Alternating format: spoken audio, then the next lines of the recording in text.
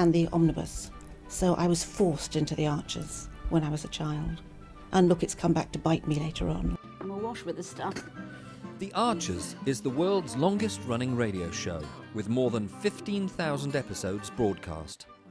Despite being a rural flavour show, The Archers is recorded in the heart of the UK's second-largest city, Birmingham. Okay, let's unpack this. You know how sometimes just a small event, something seemingly minor, can ripple through a group? Yeah. And it suddenly reveals all sorts of things about people, their relationships. Absolutely. And we've got a perfect example of that today coming out of Ambridge. It's all about some unexpected news that popped up in people's emails. Exactly. So we're doing a deep dive into how the Archer family, or parts of it, reacted right away to this, well, modest inheritance. It's fascinating, isn't it, how even like a fairly small amount of money can suddenly become this catalyst. Yeah. It brings out all these different reactions, and it gives us a real glimpse into their lives, their connections. Precisely. And we've got the audio, the actual excerpts from the Archers, so we can hear those initial moments. Which is great. Our goal here really is to understand that immediate impact. What did they think? What did they feel when they got this news? And how does it fit into, you know, the everyday stuff happening around them? Well, the way it first landed is interesting in itself. Helen and Tom, they both get these emails telling them they've each inherited £278.94. And the same for their kids, plus a donation to the Remembrance Garden. And their first reaction, quite muted, wasn't it? Very. Just sort of quiet surprise, maybe a bit matter of fact. Yeah, no big drama. Yeah. But then it's what comes next. How that small sum sparks these really different responses. That's where it gets interesting. Definitely. Like Henry. Oh, Henry, yes. His first thought. Halters for his goats. I know, it's so specific, so. Yeah.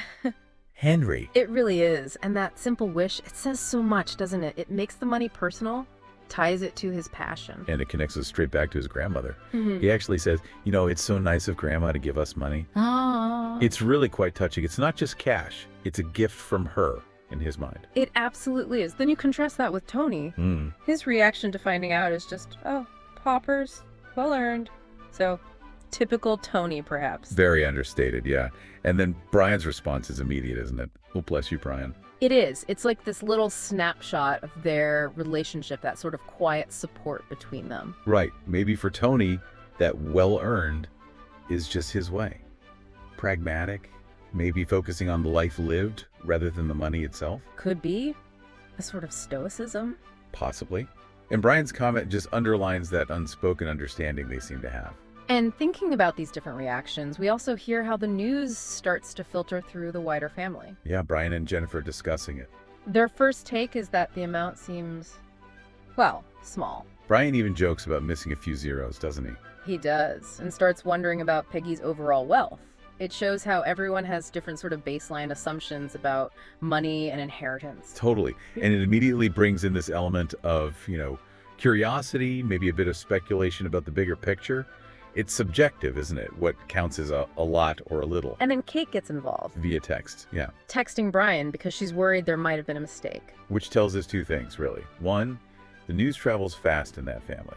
Definitely. And two, there's this collective awareness, maybe even a touch of concern that something isn't quite right. That concern is interesting. It points to that family network looking out for potential issues, even with something like this. Exactly. It's more than just individual gain. It's like a shared watchfulness. Yeah, like those invisible threads connecting them all. And underneath all of this, of course, is the grief. Peggy's only recently passed away. That's the constant undercurrent, isn't it? It really is, and it pops up in subtle ways. Tony, for instance, he's packing radishes. Oh, yeah. And suddenly he's remembering Jenny and their boiled egg and radish salad. It's such a poignant little moment. That specific detail, the radish, just triggers this memory. Connects him right back. It shows how grief can just ambush you in the middle of something ordinary. It does. And then he has that conversation with Pat, talking about how death impacts everyone, how the world shifts a bit. It's quite profound, actually. Very thoughtful. And we hear about Lillian, too, going for that walk with Henry, sharing a moment of sadness. It shows people are still processing, even if they seem okay on the surface. Absolutely. And Tony himself admits, doesn't he, that he doesn't feel the grief quite as strongly as maybe he thinks he should. Yeah, which is such an honest admission. It highlights how differently everyone experiences loss. There's no single right way to grieve. Exactly. It's complex, it's personal. But it's not all sadness, which is important too. We hear about Henry and Jack having a laugh. Yes, remembering something funny their grand said. It's lovely. It shows that remembering can also be joyful, a positive thing. It's a great balance. Grief isn't just one note. It's got sorrow, but also these moments of warmth and connection to the person's whole life. What also really stands out is how this inheritance news just slots into the middle of completely normal life in Ambridge. Yeah, the daily grind continues. Tony's still packing veg boxes, getting ready for Open Farm Sunday. Life just carries on. It does. And that contrast is really striking, I think. Life doesn't just stop for these big emotional events.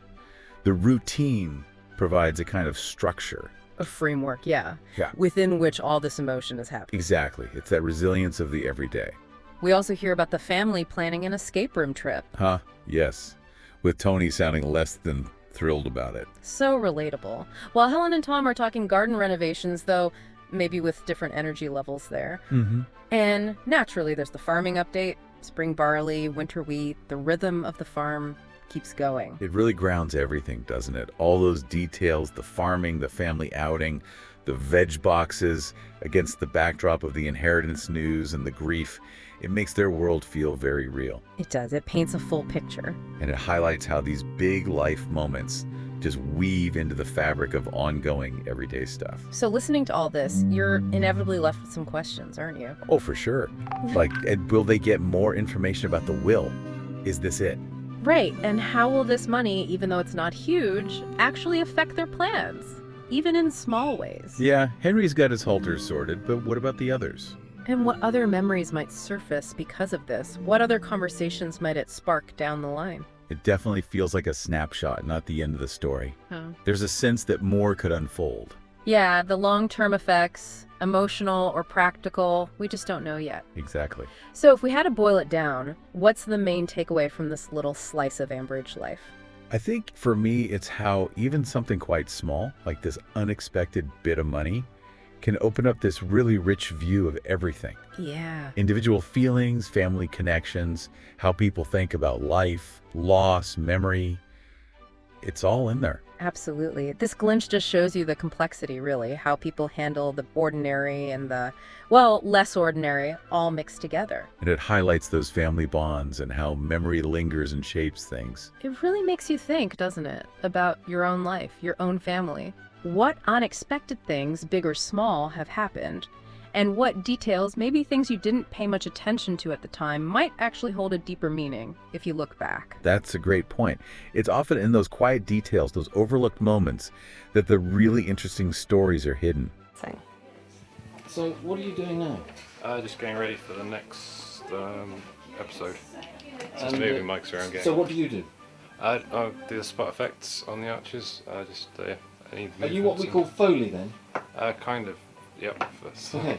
And these are all part of the paraphernalia of production. Yep. That's the bull bar. That's. This one. Yep. That's. Haley so wanted to be in their own place when their baby came. It's due in 2 months. Not much chance of that now. No. I mean, it would have been a stretch for them financially, mind, but I just wish there was something practical I could do to help them, Caroline. I think The Archers has had this immense popularity over the years, basically because it has always very accurately reflected the reality of life and living in a rural community at whatever